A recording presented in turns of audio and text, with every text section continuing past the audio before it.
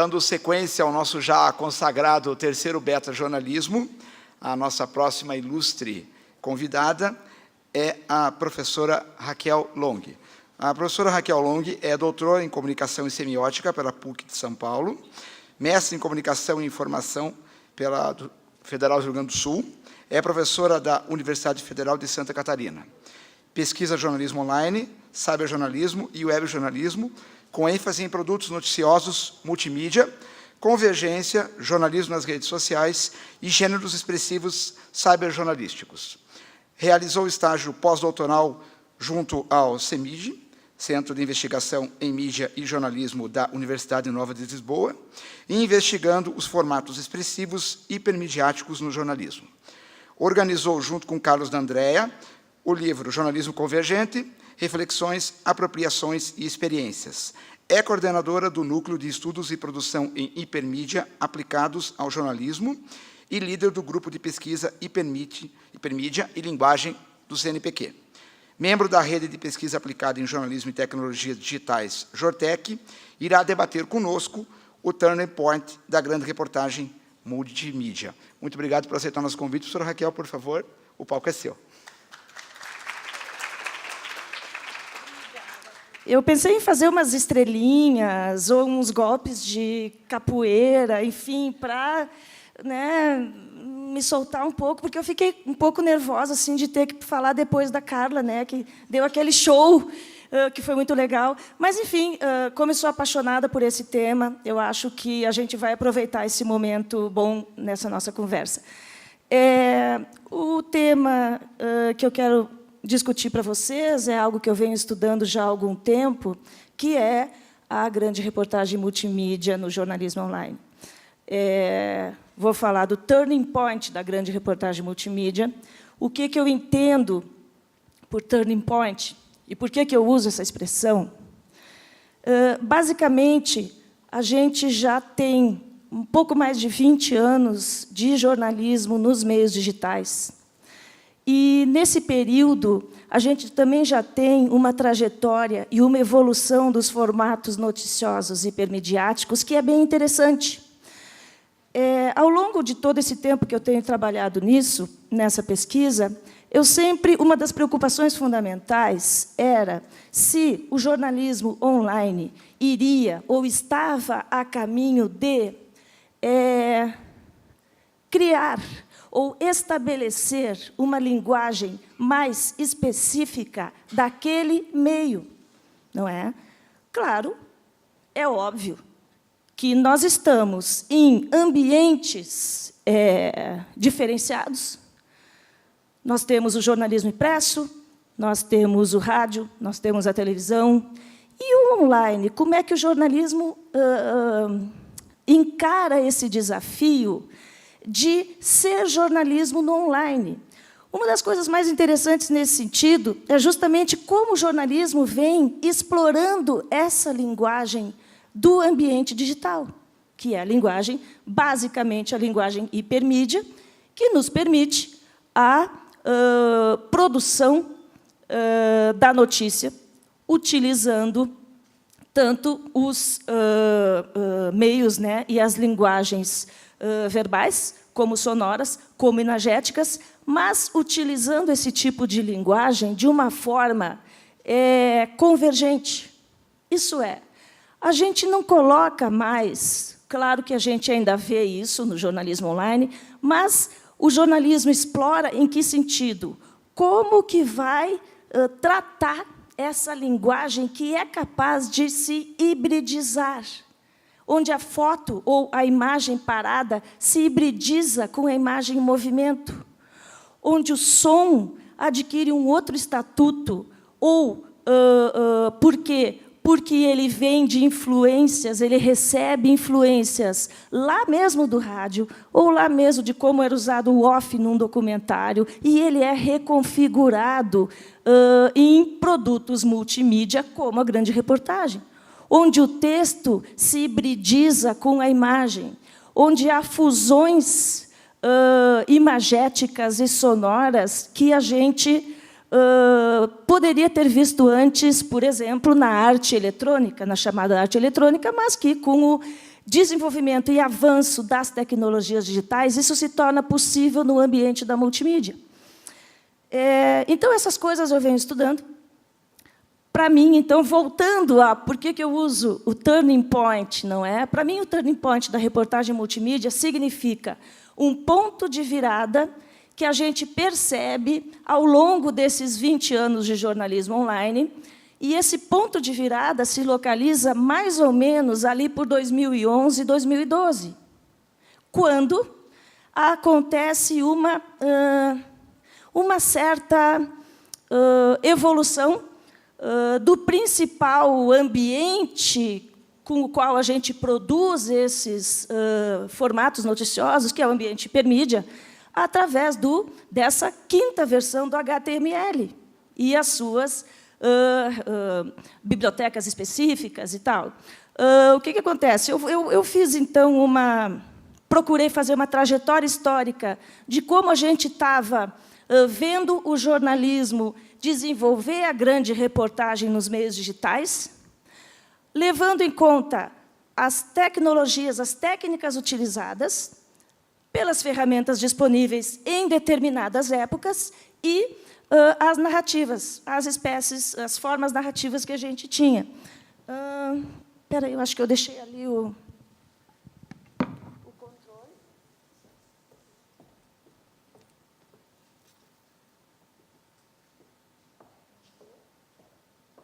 Então, gente... Microfone. Então, uma das coisas importantes nesse sentido, dessa trajetória, e de eu falar do turning point, diz respeito a como, então, o jornalismo vem explorando essa linguagem hipermídia nos formatos noticiosos, e que, chega a um determinado ponto, a grande reportagem multimídia se estabelece como um produto que nos faz perceber que o jornalismo online finalmente está encontrando a sua linguagem própria e específica, não é?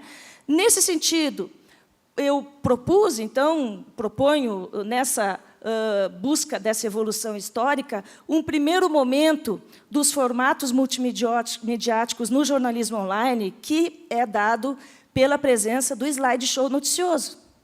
Eu identifico mais ou menos essa presença, esse momento, a partir dos anos 2000, não é? E é quando a gente tem, na bibliografia especializada, então, as referências sobre... enfim, quando teriam surgido os primeiros slideshows, lá, então, anos 2000, não é? Os especiais multimídia, essa nomenclatura, ela é dada pelo Clarim.com, argentino, e ela um pouco que domina, enfim, passa a dominar a forma da gente se referir à grande reportagem nos meios digitais por um longo tempo. Meados de 2000 a 2011, especialmente 2005 em diante, a gente tem a grande reportagem multimídia produzida, e aí entra aquela questão que eu falo para vocês de verificar a questão técnica, produzida basicamente com o Flash, um software da Macromedia, enfim, depois comprado pela Adobe, enfim, e que... Ele é bastante usado pelo jornalismo, tanto que chega a ser chamado de flash journalism, né? Esses produtos.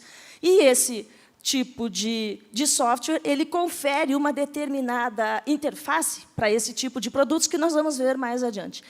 Aí eu defino, então, o que seria a grande reportagem multimídia de 2012 em diante, especialmente a partir dessa quinta fase da evolução do HTML5. Por quê? Porque o HTML5 trouxe novas possibilidades de manipulação dessa linguagem hipermediática, tanto do ponto de vista técnico quanto do ponto de vista narrativo. Nós vamos ver mais um pouco ao longo dessa fala. Então, o que eu percebo? Que a gente tem uma passagem, uma fase dessa história, né, que é do Flash, e outra fase, então, que começa com o HTML5. Né? Essa evolução é uma evolução técnica, porque a gente tem a evolução de ferramentas para a produção desse tipo de conteúdos, e também é uma evolução narrativa, porque a gente tem novas formas de tratar a linguagem, a imersão do usuário, o próprio engajamento na narrativa, a atenção do usuário, enfim, não é? Usos e convergências entre linguagens, o que é bastante interessante, não é? Então, a gente tem essa evolução técnica e narrativa, ferramentas, Flash e HTML5 dominando esses dois momentos, Flash no primeiro momento, HTML5 num segundo, e aí design, narrativa textual e convergência de linguagens marcando um tipo de narrativa que a gente vai ver que identifica esses dois momentos da grande reportagem nos meios digitais, não é? Nessa trajetória evolutiva, a primeira coisa, a gente já viu algumas tentativas de como se busca historicizar, então, ou dos primeiros trabalhos, das primeiras pesquisas sobre como o jornalismo online começou a utilizar os elementos multimídia na produção do formato noticioso. E a gente vê lá, em 2001, os primeiros estudos, enfim, esse estudo do pessoal do Laboratório de Jornalismo Online, o grupo pesquisa, né, GEJOL, da UFBA, da Universidade Federal da Bahia, eles fizeram uma tentativa de mapeamento em alguns jornais brasileiros para ver como eles estavam usando as potencialidades multimídia, não é? De 44 jornais, pegaram critérios do Instituto Verificador de Circulação e que seriam de livre acesso, não é? E aí, desses 44 que usavam multimídia, estamos aí numa pesquisa feita em 2000 e 2001, 3 jornais, correspondendo a 7% desse corpus, né, dessa pesquisa. Naquele momento, fotografia era o recurso mais empregado, não é? Já essa questão da gente pensar a narrativa num formato mais convergente ainda era muito limitada. Então, aí, nessa pesquisa, só para a gente rapidinho ter uma ideia, dos 44 jornais, apenas 2 utilizavam o áudio, o Estado de São Paulo e a Tarde, online, da Bahia. 2 o vídeo, de 44, 2 utilizavam áudio, 2 o vídeo. Mais uma vez, estamos em 2000, 2001, não é? Simulações ainda não eram encontradas, gráficos, figuras, tabelas ainda apareciam de forma secundária. Falei para vocês, importante nessa história toda, e marcando um período dessa história, está o flash jornalismo, não é? É a Melinda McAdams, a Mindy McAdams, uma professora e pesquisadora norte-americana, que traz esse termo, então, nesse momento, para definir o jornalismo que estava sendo feito naquele momento, o jornalismo que utilizava o Adobe Flash na sua apresentação. Podia incluir animação, base de dados, mapas, interação, vídeo, não é? Isso, enfim, marcava aqueles produtos noticiosos naquela época, né? As versões evoluíram, enfim, e a ferramenta Flash é muito utilizado, especialmente nos formatos noticiosos, até 2011. A gente ainda vê Flash, mas o HTML5 está agora, vamos dizer, ultrapassando o uso do Flash, porque resolve muitos problemas que esse software apresentava, como, por exemplo, não rodar em aparelhos da Apple, não é? Isso vocês já devem conhecer também. Com o HTML5, há uma renovação dessas possibilidades narrativas, né, de imersão e referentes ao design também. Aparece uma coisa chamada parallax scrolling, não é? Que é o que também se chama de efeito cortina. Você vai lendo pelo scrolling da página, não é? E vão se apresentando camadas diferentes, uma se sobrepondo à outra, e dando mesmo uma ilusão de terceira dimensão. E também aparece, marcando esse momento, agora, mais recente, com o uso do HTML5, o jornalismo long form, não é? Textos mais longos, enfim, com algumas características bem interessantes que nós vamos também ver daqui a pouquinho. A mudança fundamental qual é? Então, coloco o turning point porque me parece que é uma mudança bastante importante que acontece. A gente tinha especiais multimídia, flash, que apareciam e que eram desenhados e que eram sistematizados ou configurados num pacote fechado, enfim, não é? No qual o texto aparecia em fragmentos, a leitura parecia ser mais fragmentada, não é? Menus, a gente ainda tem menus, mas eles eram mais acessados por menus do que, basicamente, através de uma leitura mais linearizada. O que acontece? Tinha muitas críticas sobre isso. Muitos jornalistas, muitos editores, muita gente dizia, espera aí, mas aí é só usar o desenho bonitinho, o design bonito, leitura muito fragmentada, mas onde está a qualidade do jornalismo, não é? Então, muita gente diz que, com esse novo momento da grande reportagem nos meios online, a gente recupera um pouco da qualidade, porque a gente tem um texto mais denso, não é? A gente tem uma narrativa mais imersiva, enfim, talvez com menos cliques, não é? Nós vamos ver também mais ou menos como isso funciona. Eu tentei fazer uma linha do tempo dentro disso tudo que eu estou falando para vocês, em que eu defino uma fase inicial com pouca ou nenhuma exploração dos recursos multimídia, não é? Como links mesmo, e imagens, não é? Que vai de 95 a 98, defino uma fase que a gente pode dizer fase 1, não é?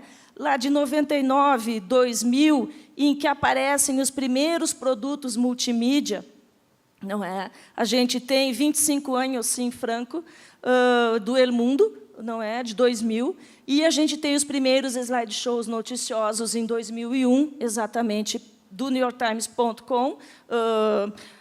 Interessante, só um parênteses nesse sentido, eu quero mostrar para vocês alguma coisa, e quando a gente busca também essas referências históricas, a gente quer ver como é que era. Afinal, nós já temos 20 anos de jornalismo online, isso é uma história, não é? E podemos ter até um pouco mais, se a gente contar o videotexto, lá na década de final de 80, começo de 80, enfim, e que era basicamente textual, não existia ainda interface gráfica da internet e tal. Bom, mas, enfim, vamos voltar para os anos 90. Por que eu falei isso? Bom, por quê? Porque a gente quer ver o que acontecia, mas a gente não tem acesso a muita coisa mais. Por quê? Por causa da coisa boa, da evolução, da tecnologia, das ferramentas de acesso, da velocidade de banda, e, ao mesmo tempo, essa evolução torna obsoletos algumas plataformas necessárias para alguns tipos de produtos dessa época. Agora, então, o que eu vou mostrar para vocês, obviamente, é o que ainda está disponível, tem muita coisa que não está mais. Então, basicamente, esses dois, o sobre os 25 anos da morte do Franco e o slideshow, logo depois do 11 de setembro, do New York Times, ainda está online. E a gente pode ver bem a diferença de design, de navegação, não é? Nesse tipo de produto relacionado com o que a gente tem hoje.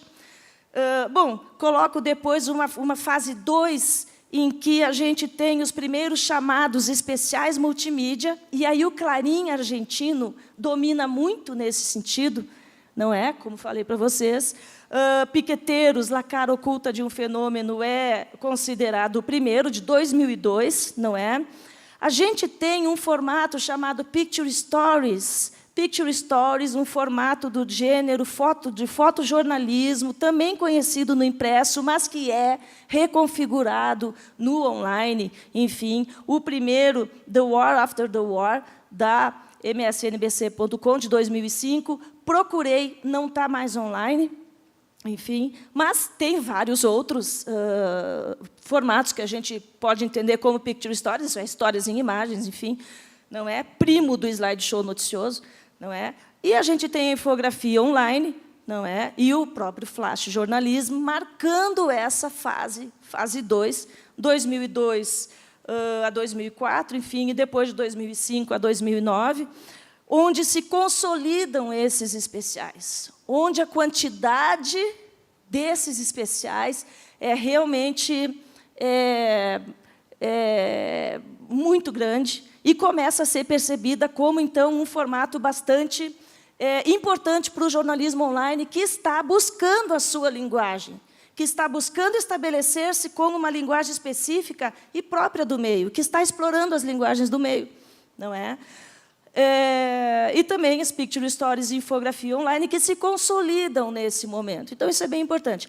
A terceira fase, essa fase atual, que começa lá em 2011, com o aparecimento, enfim, dessa quinta versão do HTML5, não é?